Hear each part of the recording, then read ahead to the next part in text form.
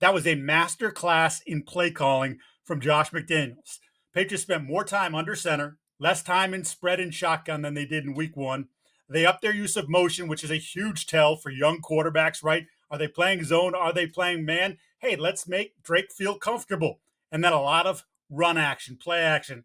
McDaniels called 5 boots, and Drake Maye is so just smooth. I think he loves those. I know he's talked about it before, but then when you see him execute it, you understand why McDaniels will dial some more of those up in this game.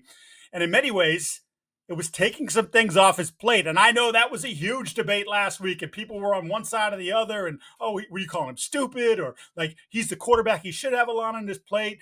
McDaniels said, no, there wasn't too much on his plate. In fact, thought they hadn't given him a ton yet. Drake Maye said, no, I'm fine, but that's the position. You're supposed to have a lot on your plate. Well, I'll tell you this. When you run a boot, it's very simple. A lot of times, 2 receivers to your side. Cut us off at least a half of the field. Maybe you get 3. Maybe you go medium. Maybe you go short, medium, long. But in a lot of cases, it was just high-low. You make those reads. And if it's not there, you don't see it quickly, you use your athleticism and run. Maye in complete command in those situations.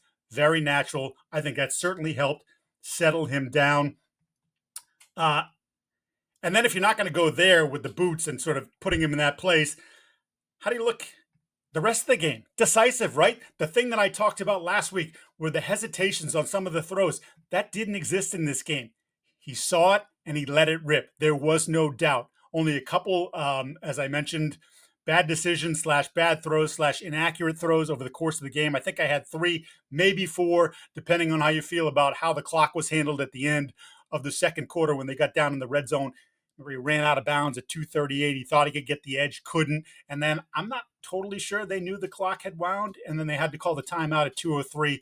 That gave the Dolphins a little bit more time, and they quickly went down the field after the Patriots field goal to cut it to a 1-point game. Those are the things that you want to kind of avoid. Put less on Miami's plate by being a little bit smarter on your own. But in general, Drake Maye, that's the best football game he's played. I wrote about it after the game. I talked about it with Callahan on Monday. Tell you now, again, better than what he did against Arizona.